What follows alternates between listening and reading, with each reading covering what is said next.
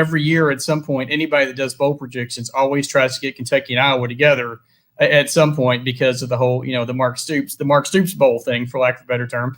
And this year it finally worked out. And, on this end here in Lexington, everybody's really, really excited about this game and can't wait until January 1st. So let's go. Yeah, absolutely. I've said this, Mark. I'm excited about this game. I know fans really the excitement when you lose 42-3 in the Big Ten title game. Excitement for another trip to Florida isn't going to be there, but it is Iowa's first trip to Orlando since 2005, which was a memorable game, of course.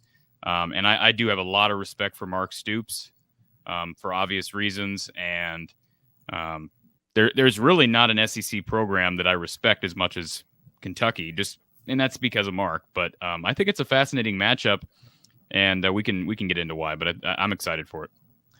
So we'll remind everyone, as we typically do, leave those comments and questions in the live chat. Enjoy yourself, and certainly hit the like button. And again, it's from the Hawkeye of the Storm, as we'll put the banner up here from time to time, and head on over there for men's and women's basketball and football, of course, that Corey covers on a daily basis, and Kevin McGuffey from Last Word on College Football. So I have the honor of talking to you two gentlemen on a regular basis. So this works best when I get out of the way and let you guys knock out the matchup. So let's start here.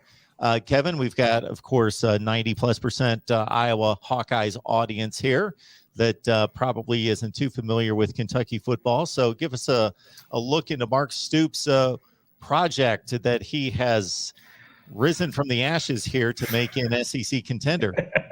Yeah, I said Mark Stoops, his 9th year here at Kentucky, and you think about from where this program was when he took over, when Joker Phillips was fired, 2-10 those first couple of years, and then has just steadily brought this program up to where it's, probably the second to third best team in the SEC East every year. A lot of that has to do with the uptick in recruiting.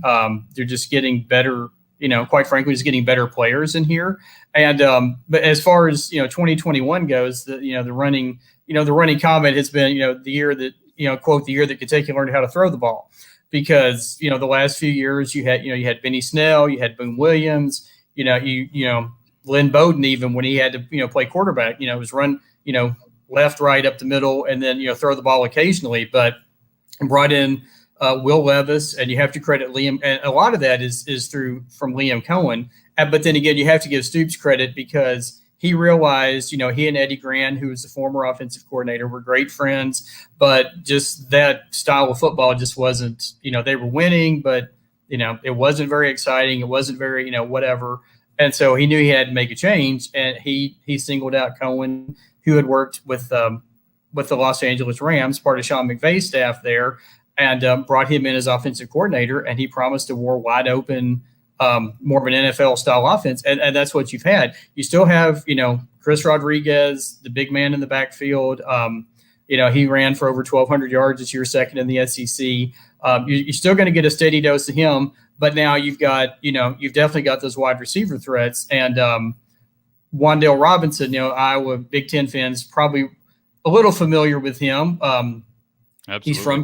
He's from Kentucky, played, was Mr. Football here, originally signed with Kentucky, then changed his mind, ended up at Nebraska. Then after a couple of years, decided to come back. You can draw that what you will. Part of it, I think he just wanted to come back home.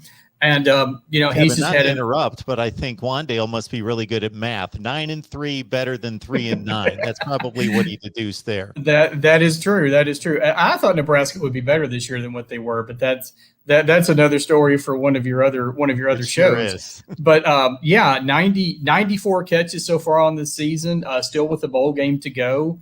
Set the UK school record for catches in a season. And like I said, he's, Will Levis, and then bringing in Will Levis, quarterback, Penn State transfer, just totally remade this whole offense. And it's been exciting to watch this year. And you can't always say that about, Kentucky. You can't always say that about Kentucky football, but it's definitely been the case this year. Absolutely. I hear you talking about Will Levis and Wan'Dale Robinson. I just fascinated as I'm reminded of the connections here because, again, right off the bat, you think Mark Stoops. But, Will Levis was a kid that Iowa really thought was going to be a Hawkeye. And that's right. He ends up going to Penn State and transferring. And I said it earlier in the year, Mark. You remember me wearing blue to one of these shows. It was after the Penn State win because I said, I got to thank Mark Stoops, because if Will Levis didn't transfer to Kentucky, Iowa may not have beaten Penn State, because as you'll recall, Taquan Roberson was just terrible in relief of Sean Clifford and Kinnick this year. So, the connection there, and certainly Wandell was absolutely terrific. I'm amazed at what Nebraska can produce as far as receivers and yet still win 3 games. But, it's a fascinating matchup, and I've not to just take it all and focus on Iowa exclusively, but I would love to see Mark Stoops be in the top. He's in my top 3 to 4 replacements for Kirk Ferentz if Mark is still around and wants to coach when Kirk hangs it up, and who knows when that'll happen. I have heard a report. I don't know who was it reported here a month or 2 ago that Mark probably wouldn't leave Kentucky unless it was for Iowa. Have you heard reports about that, Kevin? Is that something that that's not been said? Obviously, it's not been said, but you've heard things like that. His name has come up with a couple of different things. It came up with Florida State. I think his name's come up with Miami. I could see he just signed a contract extension here through the 2027 season. He gets a nice a big bump in pay, gets big bonuses, of course, for each win, 6 win or not. It's like 7 win, 8 wins in bowl games. I could see I would agree with you. If he ever left, I think the Iowa job might be the one, just, based on his history, of course, playing there, getting his coaching start there. I could see it happening, but right now I don't see him leaving just because of what they have built here. And as I said, second 10-win season in 4 second 10-win season in 4. Sorry, I was reading the comment there. In the last 4 years, but I said I could see that. It's never been actually. No one has ever, to my knowledge, actually come out and said that. But it wouldn't surprise me if he ever did leave for a job. I think that's probably would be the one. But like I said, I don't see him going anywhere right now. So. Yeah, and you talked about Kentucky finally being able to throw the ball. That is kind of fascinating to me too, because I look at a guy like Will Levis as being, at least at Penn State, he was a mobile threat more than anything, right? Am I crazy in saying that? When he was there, he ran the football primarily. Yeah, you're exactly right, and he runs the ball. He has 387 yards, almost 400 yards on the ground this year, and has 9 touchdowns. So. It's not exclusively throwing the ball, but yeah, as you said, he's been a very good, a very good running option as well. A lot of times those, not necessarily an option, he'll just, drop back to pass and then just, finds a hole and just goes. And whether those are planned or he just does it, you'd have to ask him. But yeah, no, he's definitely a dual threat kind of guy. So, we talked before we went on the air just about one of the more unique stats, Kevin, is the matchup of turnover margin. Because of course Iowa is one of the better teams in the country in turnover margin. Kentucky's one of the worst. How do you go 9-3 when you're one of the worst teams in FBS turning the ball over? Right. Now, I'm saying that before you answer that question, let me acknowledge something. The flip side, the Kentucky fans may say, how do you go 10-2 with one of the worst offenses in the country? So I get how you overcome odds, and that's maybe an Iowa, maybe that's a Stoops Iowa thing, Hayden Fryer thing. I don't know, but how do you do that if you're Kentucky? Yeah, but you guys have really good defense. So some people would say, well, it's the schedule, but you don't you go 9-3, 9-3 against an SEC. Yeah. I misspoke. I was giving them 10 wins already. We haven't played the bowl game yet, but the possibility of 2 10-win seasons in the last 4 years. It's just it's if you watch that to me, that's the biggest key in the game. Is, as you say, Kentucky is the worst. One of the worst teams in football. And if you look at that list, the teams around them, it's like UConn, Arizona, New Mexico. All these teams are won like 2-10 or 1-11, and then you have Kentucky at 9-3. And I think a lot of it, they have a lot of turnovers, but they're also, the defense has been really, really good. to where they can stop, prevent the other team from capitalizing on those turnovers. That's been one of the biggest things. But as you said, if you look at the 3 losses, the one thing that pretty much goes with all of them has been a lot of turnovers. And then, against, they've lost to Georgia, the Tennessee game that we won't talk about. We don't like to talk about up here.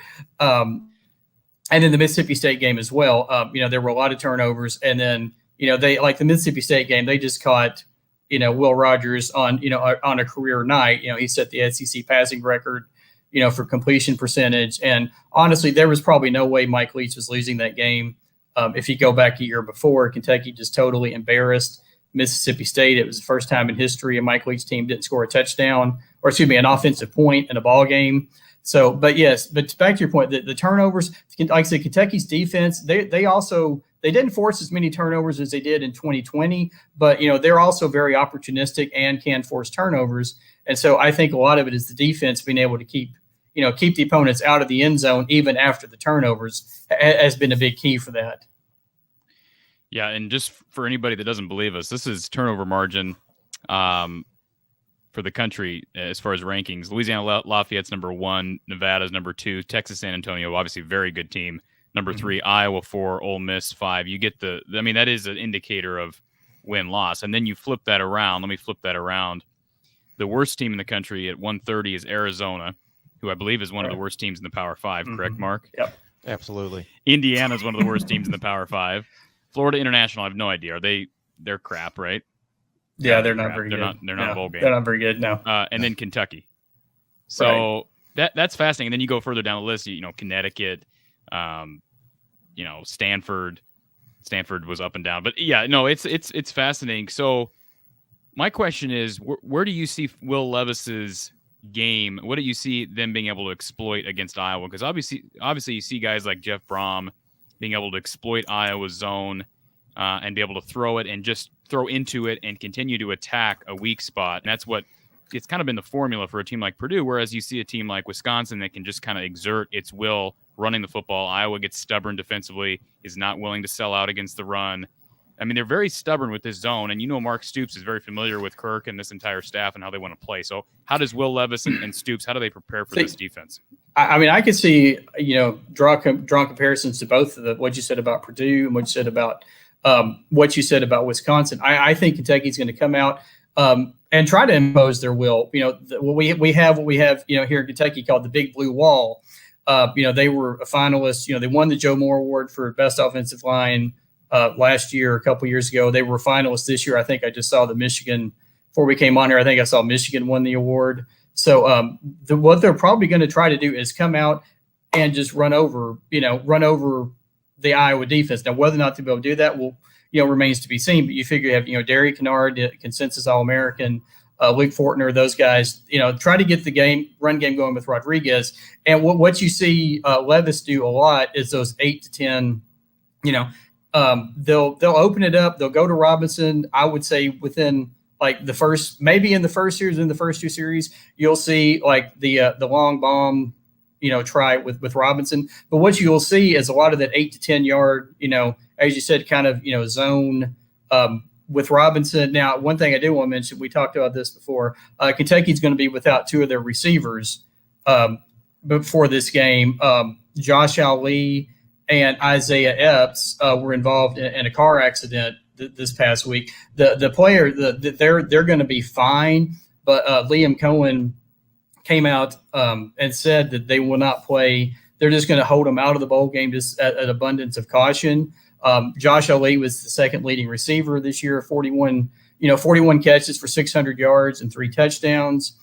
He's a 6th year. He's a super senior, so his career is over. But he was that guy who kind of took some of the the stress off of Robinson, because he's another guy who could beat you very easily. And then Epps had 11 catches for 170 yards. But what I think, and a name to watch is Isaiah Cummings. He's a wide receiver who's turned tight end because Kentucky was short on tight ends, and he's been really good.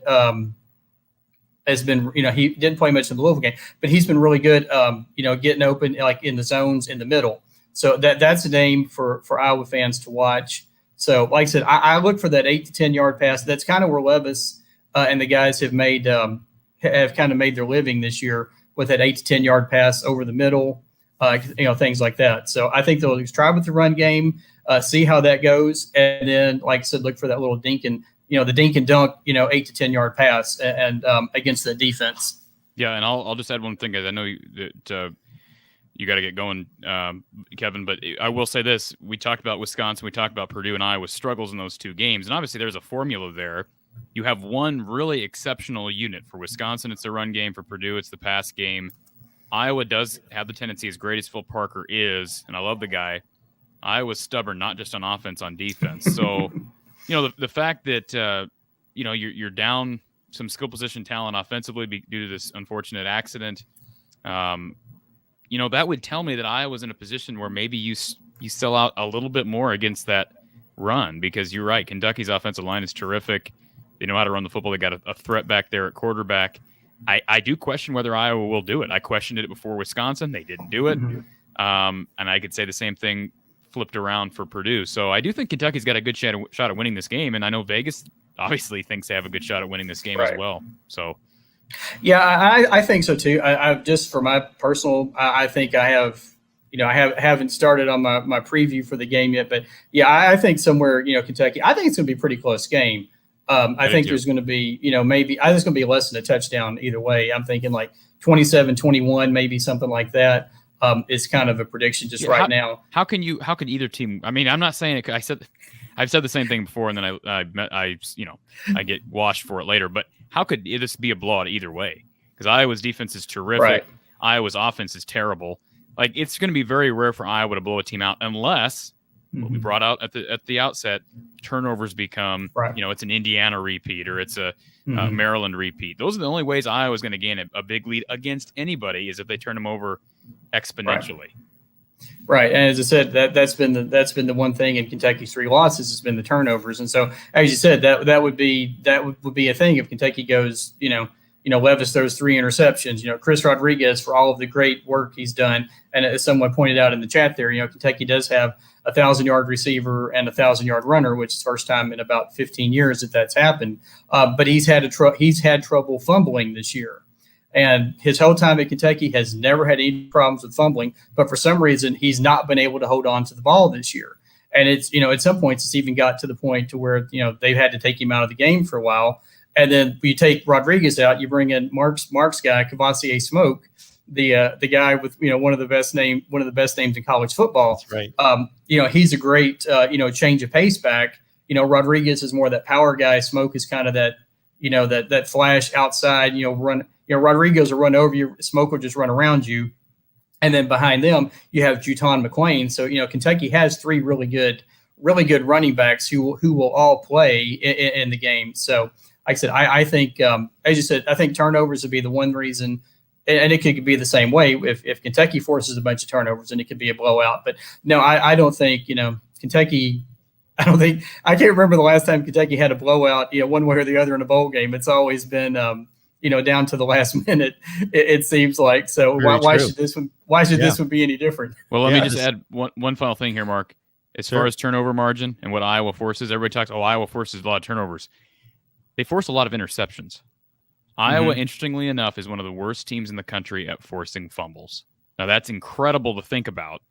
Iowa has just recovered 5 fumbles. And I don't have the number as far as how many they've forced, but they don't force many fumbles. It's getting a quarterback to fall for that zone, and they do have ball hawks back there. But I don't know. Does Iowa do they have the prowess to take advantage of some ball handling issues? That'll be a question.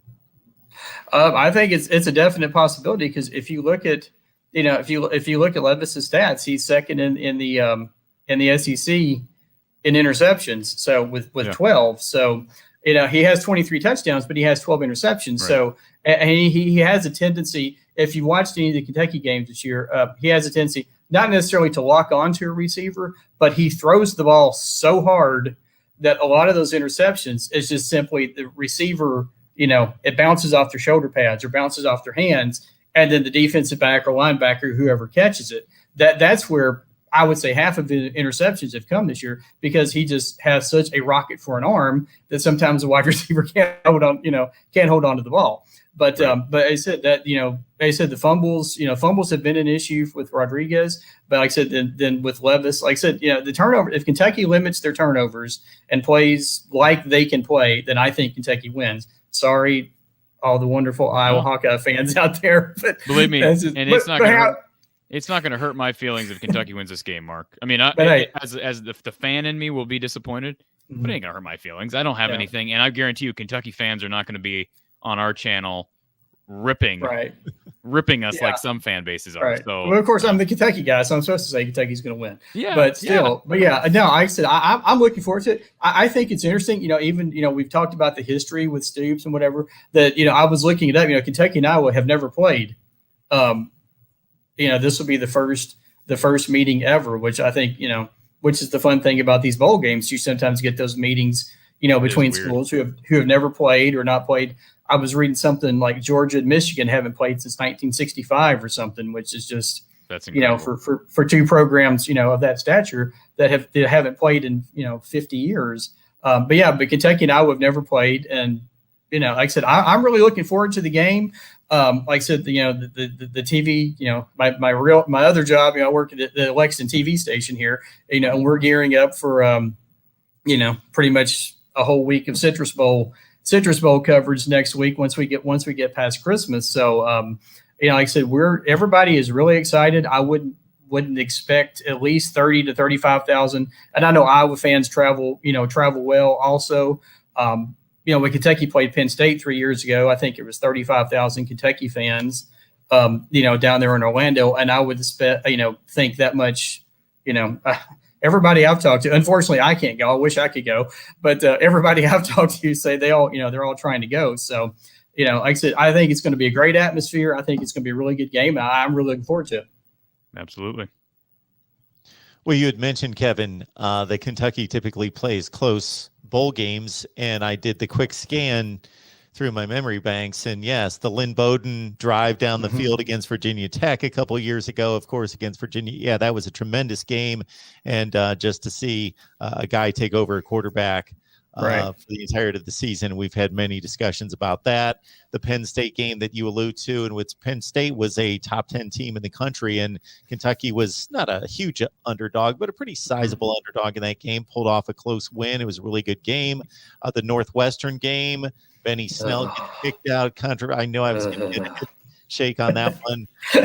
I think that there was some kind of fourth down. Pat Fitzgerald went for it at midfield, didn't get it, and then Northwestern had to stop Kentucky, and that was like a 24-3 game. Right. The only one I can remember recently was the first Gator Bowl, when they played Georgia Tech, and Kentucky just came out totally.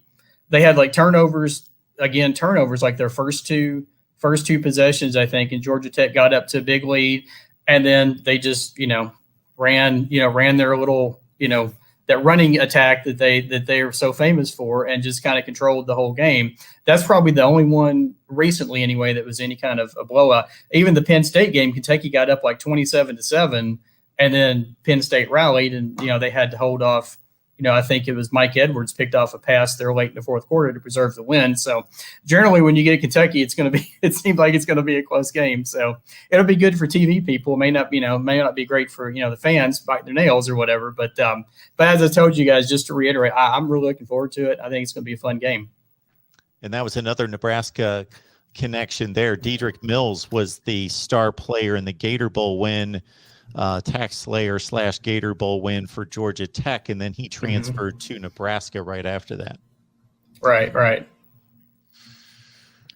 All right, Kevin, we appreciate you stopping by. Let's see, this game's going to be played on, is it New Year's Eve? It's New Year's Day. New Year's Day. New Year's Day, 1 o'clock Eastern time, I believe, 12 o'clock, 12 o'clock Iowa time. So perfect time for a bowl game. I mean, that's a perfect time for the bowl game. So yeah, it is. So you can get up and get all your stuff done in the morning and plop down and watch, 12 hours of watch the Citrus Bowl, and then everything that comes on afterwards. So But yeah, like I said, it's going to be fun. I'm really, like I said, I keep saying it, but I'm really looking forward to the game, and I think it's going to be a good one. I once sent a email to the head of programming at ESPN wondering why the Citrus Bowl and the Outback Bowl had to be played at the same time, two SEC Big Ten matchups. I just outlined how frustrating that was. They both start at noon or 1 Eastern. Yeah, or one... I think one of them is like noon and the other's at 1 p.m. So yeah, it's you can watch like the first quarter of the Outback Bowl and then turn over to the over to the Citrus Bowl. And the games are like, they're 45-minute drive. I mean, maybe a little bit more than that apart. I mean, one's in Orlando, one's in Tampa, and it's like 80 miles or 60 they're miles. They're also involving the same conferences, so you have more of a likelihood that there's going to be people that want to see both games. Yeah, that's fair. But absolutely.